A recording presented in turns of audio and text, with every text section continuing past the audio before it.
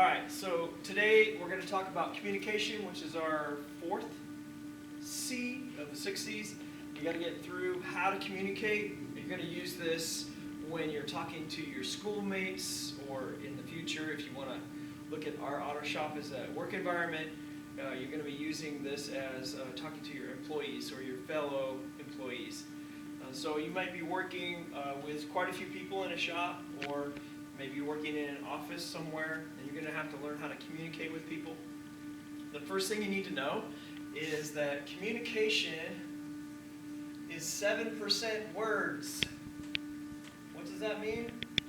It means that when I speak to you, your brain is picking up a lot, 100% of what's going on.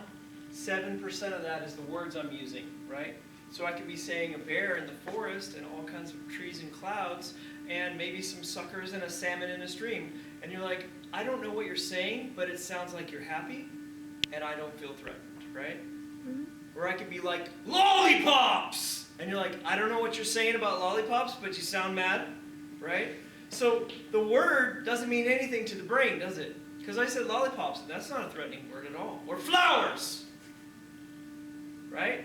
So the point is, your brain doesn't even hear words, which might explain why some of you get in arguments with your friends, girlfriends, boyfriends, parents, because you're saying things, you're saying maybe the right things, but your tone and your body language are the problem. So roughly 40% of your brain's intaking on communication is your tone, which is how much emotion and what emotion are you attaching to your words, okay? So if I say flowers, you're like, that emotion sounds happy. I don't know which one it is, but it sounds good. I'm good with that. If I say flowers, that sounds angry, okay? I can say the same word twice, and you feel differently both times about it. See what I mean? And then body language is, what is my body doing, right? Am I at peace? Am I clenching my fists? Am I putting my hands up here? Okay, so it's roughly, I'm going to say the rest of it is what, 53% body language. I'm going to just go ahead and tell you right now that you should have these things in your notes. All communication. Can I just write the word calm for communication? Because that's kind of how we talk about communication in the industry. All comms. Comms. In the military they say comms a lot. Comms clear means don't talk on the radio right now. Okay, so as you can see, what we have been relying upon as the number one thing that we're trying to express ideas with to somebody else, words, right, is the thing that we hear the least. Okay? It's important to know that when you're trying to convey information to customers, administrators, employers, fellow classmates, or even employees later on. Or if maybe you can take some of this and learn how to talk to your parents better, right? So tone, work with that when you're communicating with other people. If you want someone to not get upset when you're talking to them, talk to them in a very kind tone, in a very caring tone. Last 2 weeks ago, we did citizenship on empathy. And remember that when you come from a kind place, or you are relating to the other person a little bit, even if they're doing something wrong and you're kind of upset about it, just relating to where they're coming from, put yourself in their shoes. That often helps you find the right emotion to express the words properly, and the right body language will flow with the emotion. You really don't ever have to worry about body language, unless you're a wild and crazy guy and you got your hands up all the time. Mental note, anytime your hands go over the midpoint right here, like up, down, mid, that's when people's brains start thinking, I feel threatened. Even if you're like, I'm so happy, somewhere in a person's brain that is seeing that is thinking, I'm not safe. So be careful where your hand placement is. Be careful of your stance. This is a ready stance. A lot of you that are into fighting or karate or whatever understand that. If you're standing like this and you're talking to someone, somewhere in the back of their animal brain, they're thinking, I don't feel safe, or I'm getting nervous. You don't want someone you're communicating with to get nervous, right? So maybe you could write any way you'd like to write your notes. So stance, you just talked about that. Arms, where are they, right? Arms high, low. That could be a problem, right? If you want someone to see that you're excited, that's when you want to put your arms up, right? You're like, yeah, it's great. All right. And then, of course, tone. Remember that is the emotion that the words ride on, right? So, in other words, here are the words. If I text them to you, you have no emotion at all to go off of. I can say,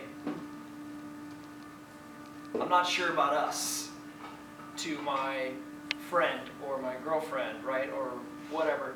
And that could mean a lot of things without the emotion attached to it. That's what's problematic about written communication, is that you never understand the inflection part of it. So, all right, so we've talked about all this. How do we deal with good communication? How do we make good communication happen with another person? What we're going to do is we're going to plan if it's a difficult communication, and if it's not, then just make sure if you can walk up to somebody easily without a plan and just say, I've got this, I know how to talk to this person, understand your tone and your body language have to be in check, because it's about 90+% of what that person's going to hear, right? So what I'm going to jump right to is conflict, right? Most of the people that I'm worried about are your customers and your employees or your fellow students that are out in the shop with you, or your boss or your administrators here. So either conflict or difficult conversations, right? That kind of encompasses that whole demographic. When you're talking to a customer, it's almost always a difficult conversation because you're having to tell them how much money they're going to have to spend, right? So when you're telling them, hey sir, looked at your car, looks like we found some unicorns in the exhaust, and they were actually jumping around, poking holes everywhere, and that's going to cost you $5,000. That's definitely not going to go well if your tone is wrong.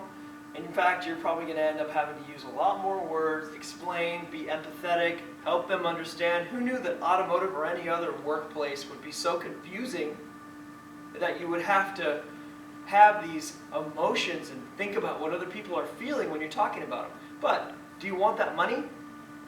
Do you want them to pay you to do anything? Then you have to understand that you have to be there for them, gain their trust, be empathetic at the right moments, right? So difficult conversations may come up between you and a coworker, you and an employee, you and a boss, or maybe you and a customer. You know, the customer says, well, I just don't understand why it's going to cost me $5,000. I don't have that money. In fact, that was going to be our Disney package money. I was going to bring my whole family, and you know, my wife and I, we're not doing very well, and I was really looking forward to this vacation to fix our marriage, and my kids are always running around screaming and yelling, and man, I need this vacation. You cannot tell me this is going to cost $5,000.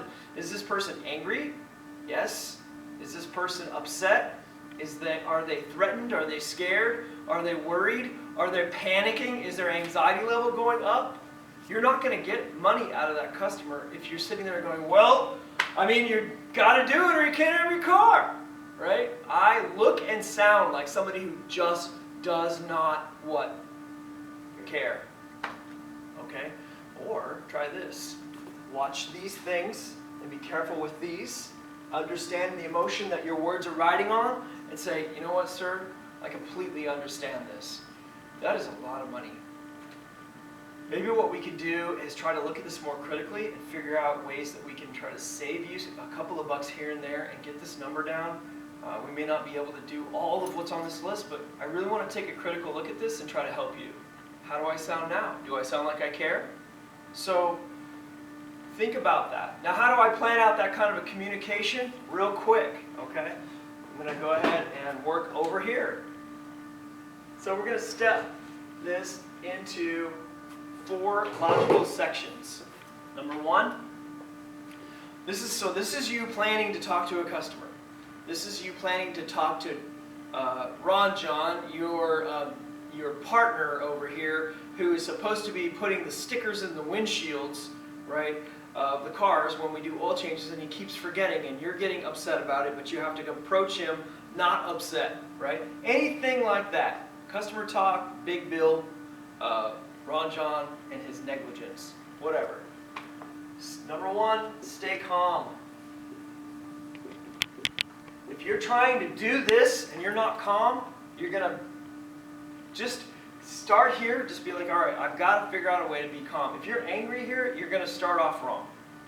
Number two, steps of what you're going to say. What do you need to say? You know what? And keep it simple. Simple is better. If you've been watching this guy for 2 years and you've had it up to here with him or her or whatever, right? Or you're going to tell a customer all this stuff that's wrong with their car, not a good move. You need to pick one thing and just go with that. You're not here to fix the planet, okay? We're going to work on one thing. So Ron John, we're going to talk about stickers in the windshield, even though your negligence is absolutely ridiculous and you always forget everything. I'm not here to clean up Ron John's life. And you're not here to sell the customer everything that's wrong with their car. In many cases, that doesn't happen. We just need to focus on critical things. So what do I need to say? Keep it simple. Number three, how am I going to say it? Sorry, that doesn't read well. How am I going to say it? Okay? That just basically means, how is this going to play a role? Right? How am I going to say it? The only way you're going to get there is if you plan it out in your head. Use the steps. Okay, so now I wrote down the steps. I want to talk to Ron John about his stickers and how it's kind of taking down our customer service scores when he forgets to do that. And the customers are actually writing in on the paper, hey, I wish I had a reminder for my oil change, and I think that was supposed to happen, but it got forgotten. And so I have to rate you a 4 out of 5 stars. Okay, so you're going to keep it to 2 things, just the stickers and the customer service rating being kind of the motivator. How am I going to say that? Well, I want to start off with kind, because if I start off acting like a jerk, he's going to get pissed and he's not going to listen to me. If a customer is listening to you talk about a bill and you sound insensitive, they're shutting down and your money will walk out that door. Bye. And we don't want that. We want money here, in the pocket. Okay? And there's plenty of money in automotive, and if you do this right, you'll probably take almost all of it. So, how am I going to say it? I want you to step it out in your head, okay? So you may need to close your eyes to do this part. Okay, so I'm approaching him. I'm saying, hey, Ron John, can we talk? And then come over here. Make sure you always pull people away from other people, because let me tell you what, egos get flaring. Even if there's hardly anyone around, it only takes one other person. So just take them in a private place. Hey man, listen, I just wanted to let you know, right? And then just plan out what you're going to say. Plan every word. Okay? Especially if you're someone who gets excited in the moment and you go crazy and you usually go anxious and you go drama. I don't know anybody like that. So, make sure you plan it all out. And then the 4th thing, go do it. Thanks to Brian in my first period class, we figured out the word execute. It doesn't mean find someone to kill. It means it's a homonym for make it happen. Execute your plan. But you see, this is the hardest part about all of this. Because it's easy to go, you know what, I have a dream. And my dream is to communicate with Ron John, and this is exactly how I'm going to do it, and I've already thought it through right here. I'm good. And then you get to Ron John, and he starts lying to you. Or he starts saying, I don't need to listen to you.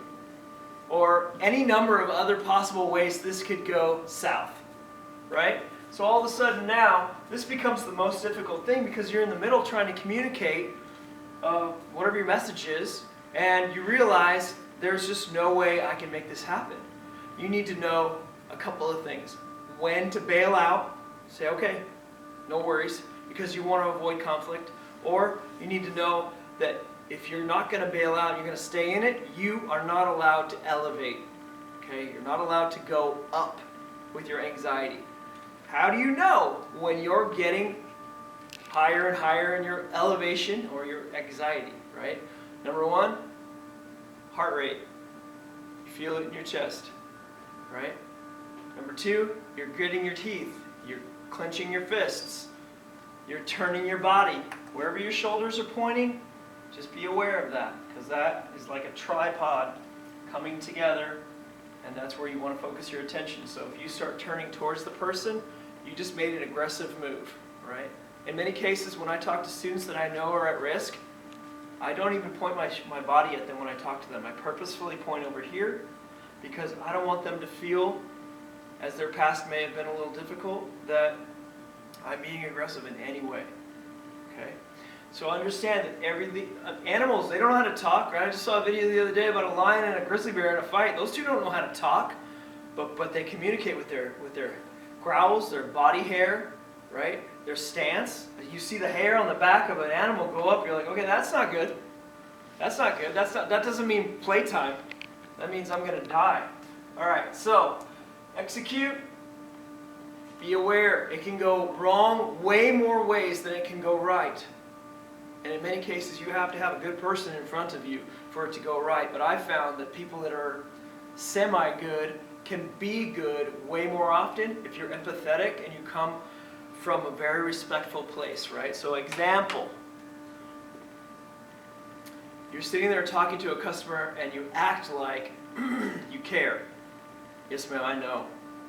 This is a challenging component to replace on your car. And I actually asked a couple of different techs, is there any way we could shortcut this? And they actually told me it's just unfortunate the way they built that motor, and it's just, there's nothing we can do about it. I'm happy to shave off a couple of bucks here, but I'm really sorry, right?